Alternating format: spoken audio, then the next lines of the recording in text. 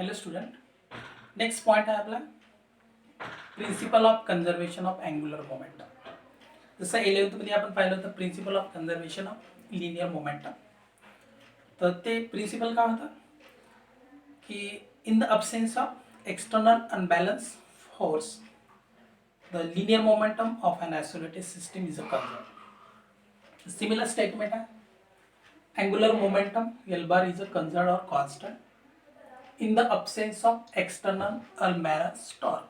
Okay, so that is torque जर absence असेल म्हणजे झिरो असेल तर त्या बॉडीचं अँग्युलर मोमेंटम जे आहे ते असेल कॉन्स्टंट. प्रिन्सिपल प्रूव्ह करण्यासाठी अँग्युलर मोमेंटमचा घ्यायचा वेक्टर फॉर्म. वेक्टर फॉर्म काय होता? L bar equals to R bar cross P bar. याला म्हटलं होतं आपण moment of linear momentum, that is angular momentum.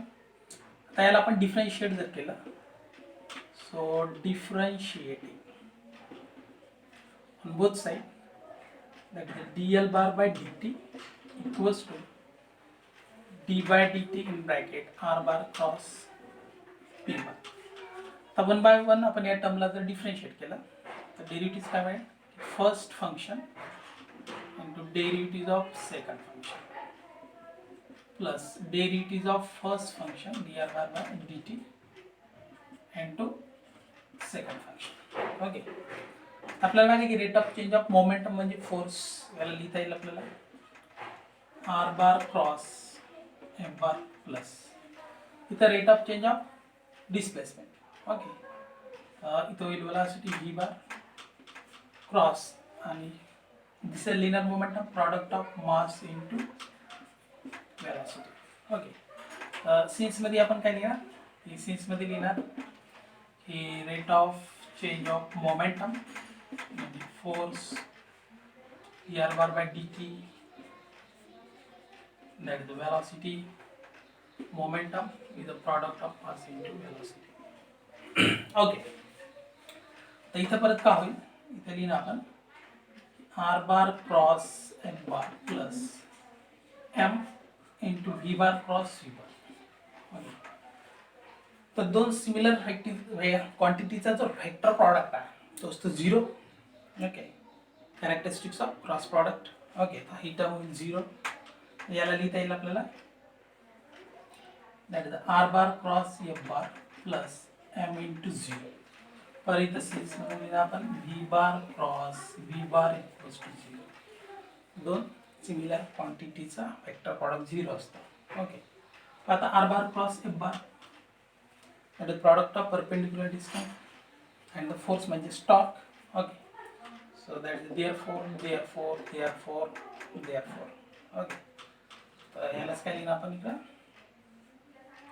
dl bar by dt rate of change of momentum equals to toe bar since काय r bar cross m bar equals to टो बार.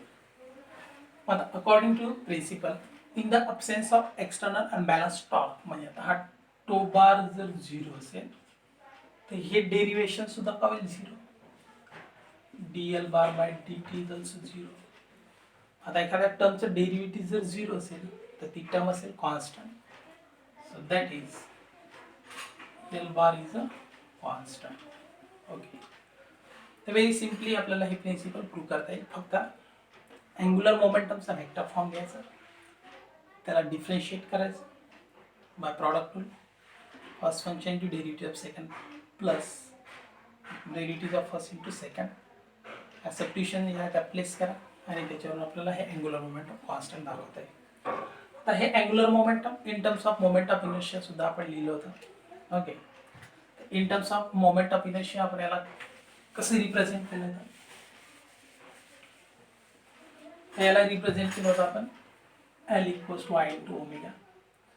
आता angular momentum जर constant असेल तर याचा अर्थ या दोन टर्मचा जो प्रॉडक्ट आहे तो कॉन्स्टंट असतो, म्हणजे I into omega is a constant. म्हणजे moment of inertia is inversely proportional to angular velocity. Okay, मग आता हे प्रिन्सिपल आपल्याला कुठं पाहायला मिळते की जसं बॅलेट डान्सर असतील किंवा आईस स्केटरर असतील किंवा स्विमर्स असतील किंवा ॲक्रोबॅट्स जे असतात तिथं आपल्याला हे प्रिन्सिपल पाहायला मिळते. ओके, म्हणजे मोमेंट ऑफ इनर्शिया इन्क्रीज झालं तर अँग्युलर वेलॉसिटी डिक्रीज होते. ओके, काय एखाद्या वेळेस तुम्ही ऑलिम्पिक गेममध्ये बघितलं असेल की जिथं स्विमर्स जे असतात तर ती एक जम्पिंग असते, हाईटवरून जम्प घेता वेळेस ते जे जम्पर्स असतात ते काय करतात की आपली बॉडी जी आहे ती क्लोज घेतात, म्हणजे हँड आणि लेग्स, आणि त्याच्यामुळं काय होते अँग्युलर वेलॉसिटी इन्क्रीज होते. आणि नेमकं मग त्या पाण्याच्या जवळ आले की त्या बॉडी काय करतात स्ट्रेच करतात. म्हणजे इथं काय होते किंवा लेग्स आणि hands close to the body असते, मोमेंट ऑफ इनर्शिया डिक्रीज होतं, अँग्युलर वेलॉसिटी इन्क्रीज होते आणि म्हणून त्याशी गोल गोल फिरतात. आणि एकदम पाण्याच्या जवळ आले की ते बॉडी काय करतात स्ट्रेच, म्हणजे हँड आणि लेग्स स्ट्रेच करतात, म्हणजे मोमेंट ऑफ इनर्शिया इन्क्रीज होतं, अँग्युलर वेलॉसिटी डिक्रीज होते. त्यावेळेस ते गोल गोल फिरणं त्याच थांबते आणि ते इझिली काय करतात डाईव्ह करतात. ओके, तर अशा पद्धतीनं आपल्याला बॅलेट डान्सर जे असतील जे बर्फावरती ते स्केटिंग करतात तिथं सुद्धा हे प्रिन्सिपल आपल्याला पाहायला मिळतं. तर बुक्समध्ये एक्झाम्पल दिलेलं आहे, हे एक्झाम्पल वाचून घ्या. Okay, so thank you.